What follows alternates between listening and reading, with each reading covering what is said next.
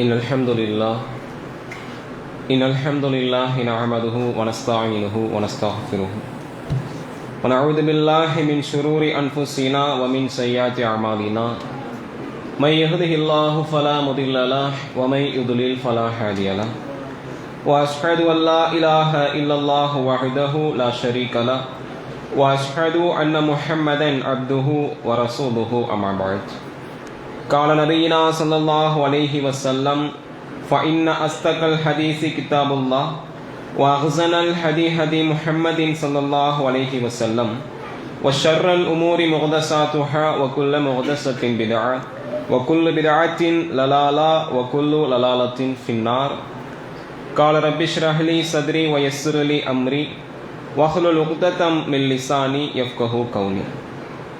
கண்ணியம் நிறைந்த எல்லாம் வல்ல அல்லாஹ்வின் நல்லடியார்களே, தாய்மார்களே, சகோதர சகோதரிகளே, அல்லாஹுடைய அன்பும் அருளும் அன்னலம் பெருமகனார் நபிகள் நாயகம் ஸல்லல்லாஹு அலைஹி வஸல்லம் அவர்கள் மீதிலும் அவர்களை பின்பற்றி நடந்த உயர்ந்த நல்லற தோழர்கள், சஹாபாக்கள், சஹாபிய பெண்மணிகள் மீதிலும், குறிப்பாக அந்த நேரத்தில் அல்லாஹ் நம் மீது விதையாக்கி இருக்கின்ற இந்த ரமலானினுடைய மாதத்தில் இறைவனை பகற்பொழுதில் நோன்பு நோற்றவர்களாக, அல்லாஹ்வை இந்த இரவு நேரத்தில் வணங்கி வழிபட்டவர்களாக நாம் எல்லாம் இந்த மார்க்க சபையில் பங்கெடுத்து இந்த மார்க்க சொற்பொழிவை கேட்டுக்கொண்டிருக்கக்கூடிய நம் அனைவர்கள் மீதிலும் உண்டாவதாக.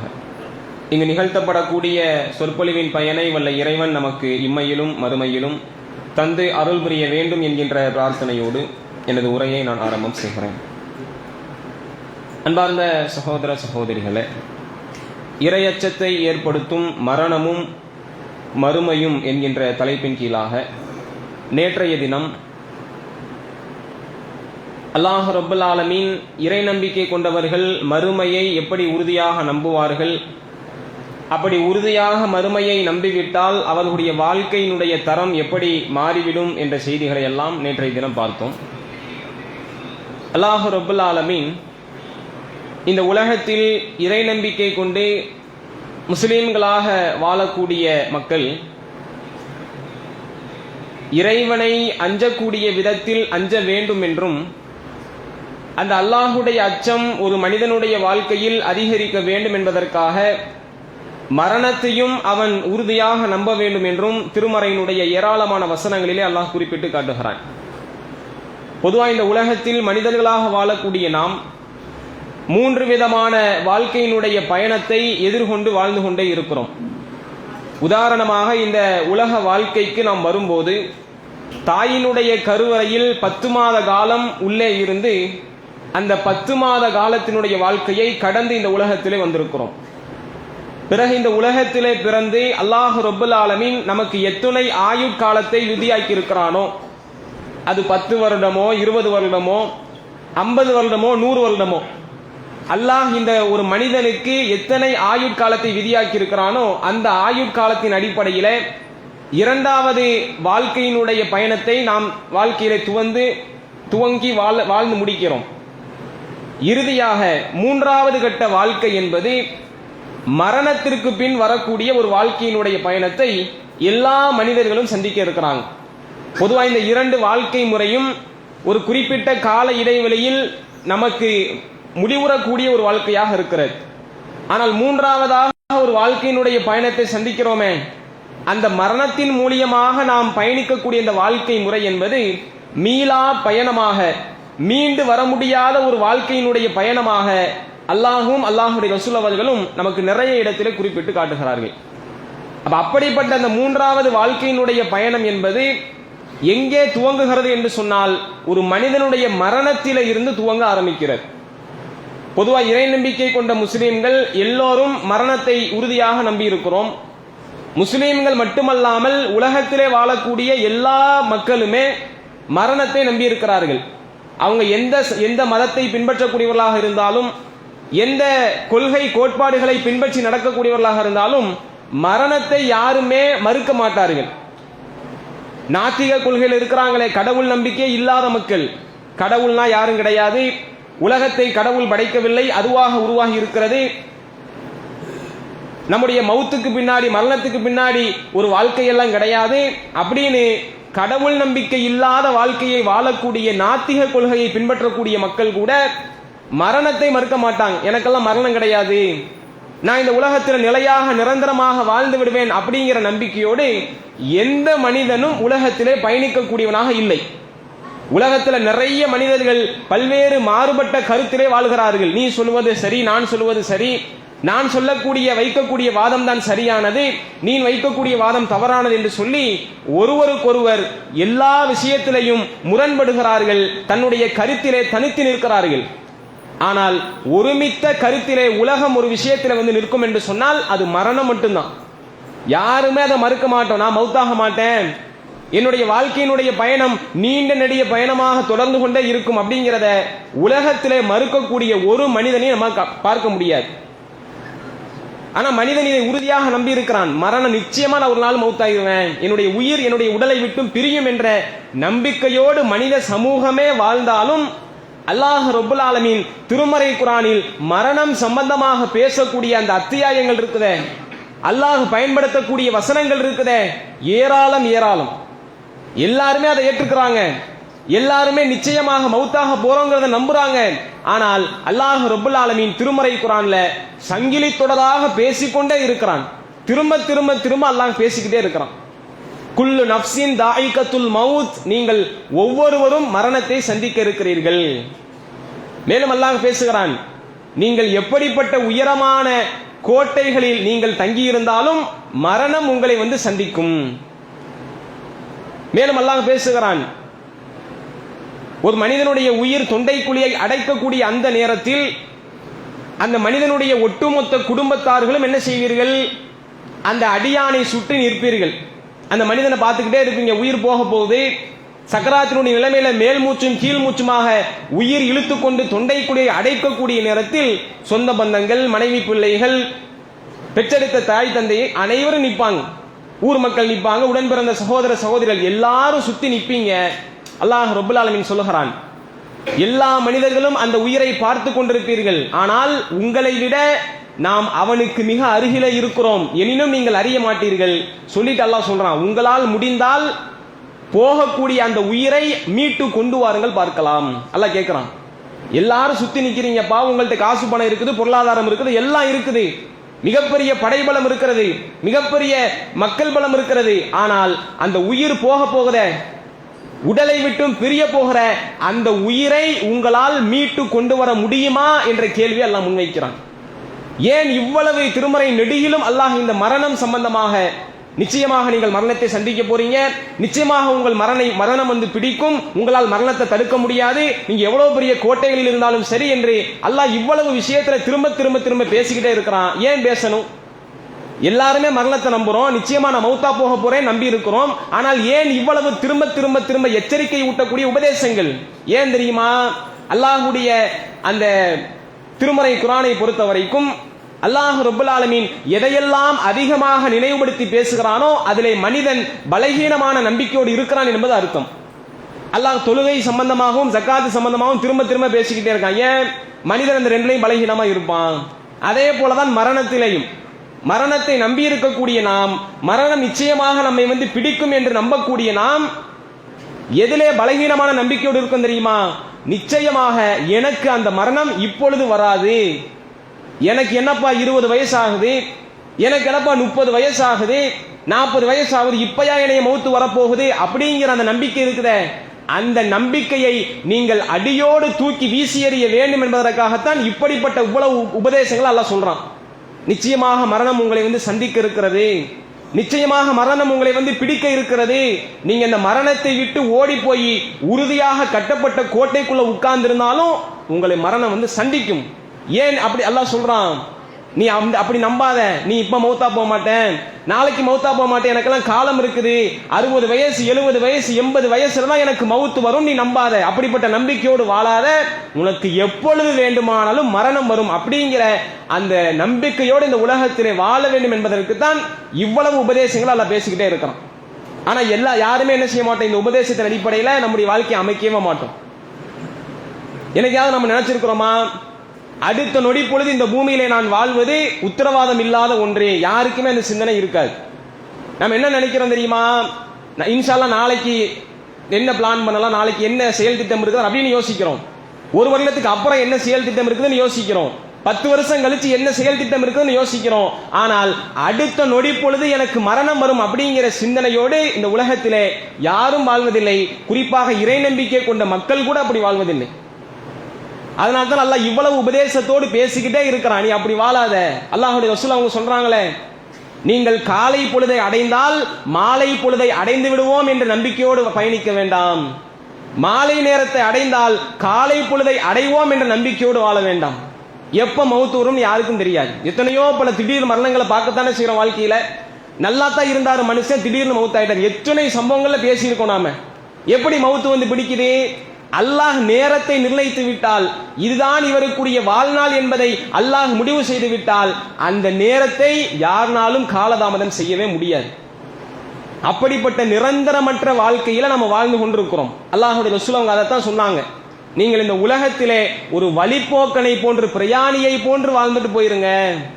நிரந்தரமா இந்த உலகத்தில் இருக்கணும்னு நினைச்சிடாதீங்க. நீங்கள் ஒரு பயணத்திலே போகிறீர்கள், வழிப்போக்கனாக போகிறீர்கள். போகக்கூடிய இடத்துல நிரந்தரமா தங்கணும் அப்படின்னு ஆசைப்படுவீங்களா? எதற்காக நீங்க போறீங்களோ அந்த பயணத்தை, வேலையை முடிவு செய்துவிட்டு உங்களுடைய இல்லத்தை நோக்கி நீங்க திரும்பிடுவீங்களே. எது உங்களுடைய நிலையான ஊரோ நிலையான வீடோ அந்த வாழ்க்கையை நோக்கி திரும்பி வந்துருவீங்களா இல்லையா? அப்படிப்பட்ட வாழ்க்கை முறை உங்களுக்கு மறுமையை நோக்கிய வாழ்க்கையாக இருக்க வேண்டும். இந்த உலகத்துல பயணியா அல்லாஹ் அனுப்பிச்சிருக்கான்.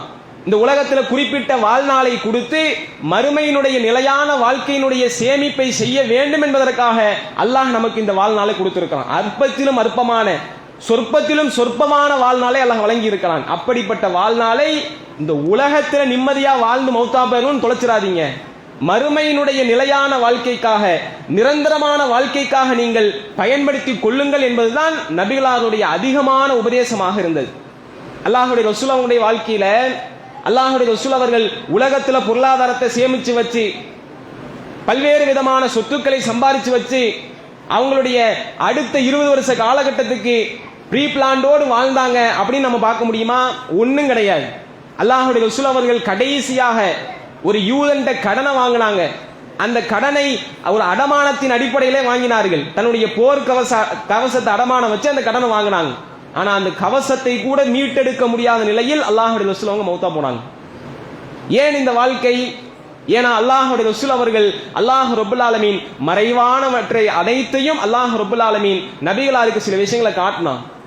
மன்னரை வாழ்க்கையை காட்டினா, நாளை மறுமையிலே சொர்க்கம் எப்படி இருக்கும், நரகம் எப்படி இருக்கும், அல்லாஹ்வுடைய விசாரணை எப்படி இருக்கும், அனைத்தையும் பார்த்து அந்த தூதர் உலகத்தை நேசிப்பாங்களா? நேசிக்க வேண்டும் என்ற வாழ்நாளை அவங்களுடைய வாழ்க்கையில ஒரு நாளாவது சிந்திச்சாங்களா? சிந்திக்கவில்லை. எதையுமே அல்லாஹ்வுடைய ரசூல் அவர்கள் அடுத்த எதிர்காலத்திற்கு சிந்திச்சதே கிடையாது. இன்னைக்கு அல்லாஹ் ரப்பல் ஆலமீன் நமக்கு எதை கொடுத்திருக்கிறான், அதற்கு அல்ஹம்துலில்லாஹ் என்று சொல்லி தன்னுடைய வாழ்க்கை பயணத்தை ஆரம்பிச்சாங்க. ஆனா இன்னைக்கு நாம அப்படி இருக்கிறோமா? நம்ம அடுத்த 10 வருஷத்துக்கு சிந்திக்கிறோம். அடுத்த 10 வருஷம் கழிச்சு நான் எப்படி இருக்கணும், 20 வருஷம் கழிச்சு நான் எப்படி இருக்கணும், என்னுடைய எதிர்காலம் எப்படி இருக்க வேண்டும் என்பதை இன்னைக்கே நாம திட்டம் போடுறோம். அது எப்படிப்பட்ட பலகீனமான நம்பிக்கை தெரியுமா? மவுத்து எப்போதும் எனக்கு வருங்கிற நம்பிக்கையை உடற்சி அடைஞ்சிரும். இந்த நம்பிக்கை, இந்த மாதிரியான சிந்தனை வந்துருச்சுனாலே நம்முடைய மறுமையினுடைய நம்பிக்கை இருக்கிற, மரணத்தினுடைய நம்பிக்கை, அது சுக்குநூறாக உடைக்கப்பட்டுரும். அதனால தான் அல்லாஹ்வுடைய ரசூல் அவங்க சொன்னாங்க, நீ காலை பொழுது அடைஞ்சா மாலை அடைவேன் நினைச்சிடாத. மாலை பொழுதை அடைந்தாய் என்று சொன்னால் அடுத்த நாள் காலையை அடைந்து விடுவேன் என்று நீ நினைத்து விடாதே. அப்படிப்பட்ட வாழ்க்கை முறையை சொல்லி கொடுத்தாங்களே. இன்னைக்கு நம்ம அப்படி வாழ்றோமா? அப்படியான நம்பிக்கையோடு பயணிக்கிறோமா? மரணத்தை எதிர்கொள்ளக்கூடிய மனிதர்களாக நம்முடைய வாழ்க்கை இருக்குதா? அப்படிப்பட்ட வாழ்க்கையே கிடையாது. கொஞ்சம் யோசித்து பாருங்கள். அடுத்த நொடி பொழுது எப்போது வேண்டுமானாலும் எனக்கு மரணம் வரும் என்று நம்பக்கூடிய ஒரு அடியான் வாழ்க்கையில தொழுகை விடுவானா? தொழாத நிலையில் எனக்கு மரணம் வந்துவிட்டால் நஷ்டத்திலும் நஷ்டமான வாழ்க்கையை சந்திக்க போறோம் அப்படிங்கிற அந்த பயம் உள்ளவன் வாழ்க்கையில எந்த சூழ்நிலையும் தொழுகை விட மாட்டான்.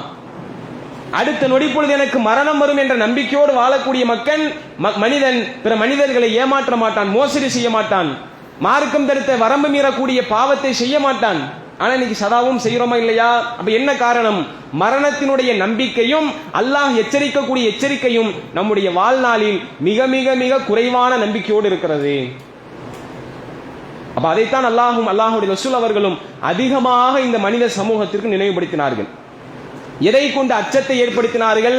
எதை கொண்டு அல்லாஹ்வுடைய பயத்தை ஏற்படுத்தினார்கள்? இந்த மரணம் சம்பந்தமாகத்தான். அந்த மரணம்ங்கிறது வெறுமனே இந்த உலகத்தில் வாழ்ந்த மௌத்தா போனோம் அப்படின்னு போனோம் கிடையாது.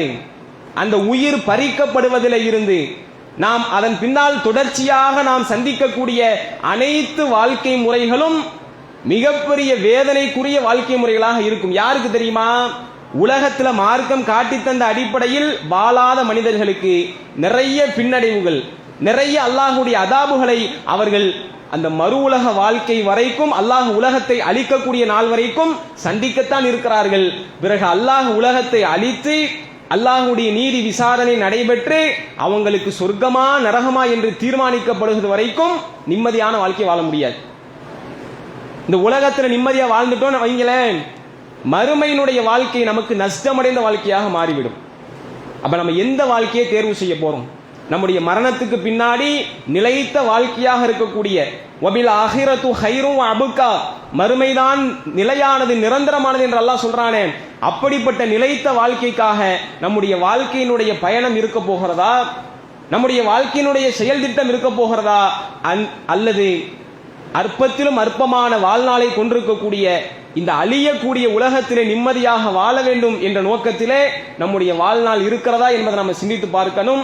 அதிகமான இந்த மரண சிந்தனையை நம்முடைய வாழ்க்கையில் கொண்டு வர வேண்டும். ஏனென்றால் இன்னைக்கு நம்ம ரமலான் மாசத்தை அடைஞ்சு பிறை 2 முடிச்சு 3வது பிறையில அடியெடுத்து வைக்க போறோம். இந்த மாதத்தை முழுமையா எல்லாருக்கும் அல்லாஹ் தந்துருவானான்னு சொல்ல முடியாது. ஏன்னா கடந்த காலத்தில் எத்தனையோ பல மனிதர்கள் நம்ம பார்க்க தான் செஞ்சிருக்கிறோம். நம்மோடு நம்முடைய பள்ளிவாசலில் தொழுதவர்கள், நம்மோடு கலந்துரையாடியவர்கள், நம்மோடு மகிழ்ச்சியாக பேசியவர்கள், பழகியவர்கள், நட்பு பாராட்டியவர்கள், நம்முடைய குடும்பத்தில் அங்கம் வகித்தவர்கள், நிறைய மக்கள் அந்த நிலைத்த வாழ்க்கையை நோக்கி பயணத்தை துவங்கிட்டாங்க. ஆனா அல்லாஹ் நமக்கு எப்பொழுது நேரத்தை நிர்ணயித்து வைத்திருக்கிறான் என்பது நமக்கு தெரியாது. அப்படிப்பட்ட வாழ்க்கை முறையோடு பயணிக்கணும். இந்த ரமலான வெறுமனே நான் கடைசி பிறநாள் வரைக்கும் நான் இந்த ரமலானை கலந்துருவேன் அப்படிங்கிற நம்பிக்கை இருக்கக்கூடாது. இந்த ரமலானை அல்லாஹ் எனக்கு கொடுத்திருக்கிறான், கடைசி வரைக்கும் இந்த ரமலானை அடையக்கூடிய வாய்ப்பு எனக்கு இருக்குமாங்கிறது யாருக்குமே தெரியாது. அப்ப அதற்குள்ளாக அல்லாஹ் கொடுத்த இந்த அருள்மிக்க இந்த மாதத்தை நான் மரணத்தை அஞ்சி நான் கழிப்பேன், நன்மையை சேகரிக்கக்கூடிய ஒரு பயணமாக இந்த ரமலான் மாதத்தை அமைத்துக் கொள்வேன் அப்படிங்கிற வாழ்க்கையினுடைய அந்த பக்குவம் நமக்கு வரணும். ஏன்னா நிறைய இந்த செயல்களை பார்க்கிறோம். நாம முதல் நாள்ல பள்ளிவாசல் நிரம்பி வழிந்தது, காலம் கடக்க கடக்க கடக்க மக்களுடைய எண்ணிக்கை குறைந்து கொண்டே இருக்கிறது. இஷா தொழுகைக்கு கூட மக்களால் வந்து தொழ முடியல, கடமையான தொழுகை. சரி, இரவு தொழுகை கடமை அல்லாத சுன்னத்தான தொழுகை, சரி வீட்டில் தொழுதுங்களான்னு வைக்கலாம். இரவு தொழுகை கட்டாயம் பள்ளியிலே வந்து நிறைவேற்றக்கூடிய அந்த இஷாவுடைய தொழுகைக்கு இன்னைக்கு மக்களுடைய பலகீனம் தென்படுகிறது. 2 நாள்ல ரமலானை அடைந்து 2 நாள்ல இவ்வளவு பலகீனம்னா அப்ப நம்ம எண்ணத்தை மரணத்தை உறுதியா நம்புறோம், எண்ணத்தை மறு உலக வாழ்க்கைக்கான தயாரிப்புகளோடு இந்த உலகத்தில் வாழ்கிறோம். அன்புள்ள சகோதர சகோதரி, சிந்தித்து பார்க்க வேண்டும். இதே வாழ்க்கை முறை நம்முடைய வாழ்க்கையிலே தொடர்ந்து கொண்டே இருந்தது என்று சொன்னால் நிச்சயமாக அல்லாஹ்விடத்தில் நாம் எப்படிப்பட்ட ஒரு அடமானத்தை கொடுத்தாலும், தன்னுடைய செல்வம், தான் இந்த உலகத்திலே சேர்த்து வைத்த பொருளாதாரம், இந்த ஒட்டுமொத்த உலகத்தையும் அல்லாஹ்வுடைய வேதனைக்கு ஈடாக கொடுத்தாலும் அல்லாஹ்வுடைய வேதனையிலிருந்து தப்ப முடியாது. அல்லாஹ் அதைத்தான் சொல்லுகிறான். ஒரு மனிதனுடைய உயிர் தொண்டைக்குடியை அடைக்கும் போது அவன் அல்லாஹ்விடத்தில் வைக்கக்கூடிய வார்த்தை என்ன தெரியுமா? வாதம் என்ன தெரியுமா? என் இறைவா, எனக்கு கொஞ்ச நேரம் அவகாசம் கொடுத்துறேன், நான் உன்னை இந்த உலகத்தில் உன்னை வணங்கி வழிபட்டு நீ கொடுத்த பொருளாதாரத்தை நல்ல வழியில செலவு செஞ்சு நல்லவனாக திரும்பி வந்துடுறேன் அப்படின்னு கேட்பான். அல்லாஹ்வை வணங்கி வழிபட வேண்டும், சுஜூது செய்ய வேண்டும், தொழ வேண்டும் என்று ஆசைப்படுவான், தான தர்மங்களை செய்ய வேண்டும் என்று ஆசைப்படுவான். அல்லாஹ் சொல்லுகிறான், இதா ஜா அஜலுஹா, ஒரு மனிதனுக்குரிய தவணை வந்துவிட்டால், நேரம் வந்துவிட்டால் அவருக்குரிய தவணை 1 செகண்ட் முந்தாது பிந்தாது. வந்த வானவர் உயிரை கைப்பற்றி கொண்டு அல்லாஹ்வுடைய அந்த சன்னிதானத்திற்கு சென்று விடுவார். அதற்கு பின்னாடி எவ்வளவுதான் போராட்டங்களை போராடினாலும், எவ்வளவுதான் அல்லாஹ்வை சுஜூது செய்ய வேண்டும் என்று கூப்பாடு போட்டாலும் நமக்கு ஒரு நொடி பொழுது தரப்படாது. அல்லாஹ் கொடுத்த அந்த வாய்ப்பை நாம் பயன்படுத்திக் கொள்ள வேண்டும். நேற்றைய தினமே நாம் நினைவுபடுத்தினோம். ஹசனுல் பஸரி என்று சொல்லக்கூடிய அந்த ஆசிரியர் தன்னுடைய மாணவர்களுக்கு கொடுத்த அழகான உபதேசம். ஒரு ஜனாசாவாக அடைந்து அல்லாஹ் அந்த ஜனாசாவிற்கு மீண்டும் வாய்ப்பை கொடுத்தால் அந்த ஜனாசா எப்படி நல்லடியானாக வாழ வேண்டும் என்று ஆசைப்படுவாரோ, ஆனால் அந்த வாய்ப்பை அல்லாஹ் அந்த ஜனாசாவிற்கு கொடுக்கவில்லை.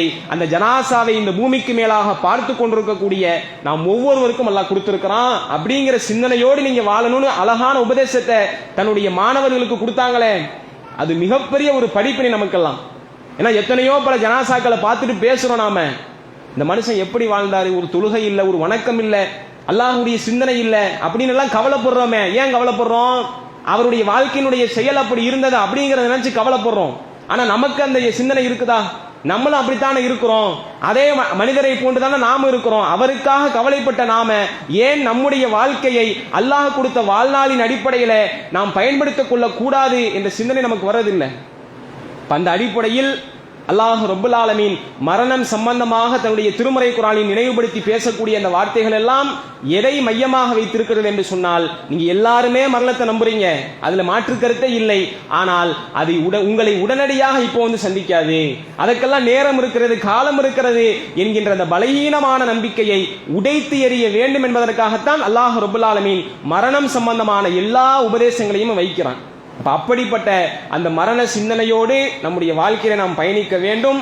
இன்ஷா அல்லாஹ் நாளைய தினம் அல்லாஹ் ரப்புல் ஆலமீன் ஒரு மனிதனுடைய உயிரை அவனுடைய உடலிலே இருந்து கைப்பற்றும் போது அந்த அடியான் எப்படியெல்லாம் அந்த நிகழ்வை சந்திப்பான், அந்த உயிர் எப்படியெல்லாம் கூப்பாடு போடும், நல்ல மனிதனாக இந்த உலகத்தில் வாழ்ந்தால் அவர்களுக்கு அந்த சக்கராத்துடைய நேரத்தின் நிலை என்ன, பாவியான மனிதர்களாக இந்த உலகத்தில் வாழ்ந்தால் அந்த மனிதருக்கு அந்த நேரத்தில் அவருடைய நிலை என்ன என்பதை நாளை தினம் நாம் தொடர்ச்சியாக பார்க்கலாம். எதை சொன்னோமோ கேட்டோமோ அதன் அடிப்படையில் நம்முடைய வாழ்க்கையை நாம் அமைத்துக் கொள்வோம். வாஹிர தவானா அல்ஹம்துலில்லாஹி ரப்பில் ஆலமீன். அஸ்ஸலாமு அலைக்கும் வரஹ்மத்துல்லாஹி வபரகாத்துஹு.